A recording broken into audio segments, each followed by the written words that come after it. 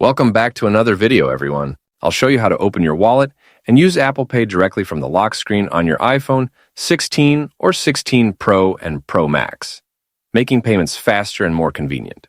This works when you double tap your lock or side button twice. If I double press this button, you're going to see that my card appears on the lock screen, and I had opened my wallet.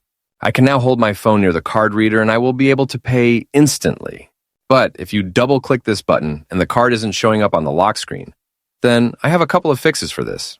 Open the settings on your iPhone and scroll a bit down until you see the option called Face ID and Passcode. When I open this page, go down and find the Wallet option. If this was turned off for you, then enable the wallet by making the switch green. The next step is to go back and then find and open this Wallet and Apple Pay option. This is where we have to check a couple of things in order to enable Apple Pay on our lock screen. You can see that I have a couple of payment cards in my wallet. And if you don't have any card added to the wallet, then you'll have to add a card by clicking on the Add Card button right here.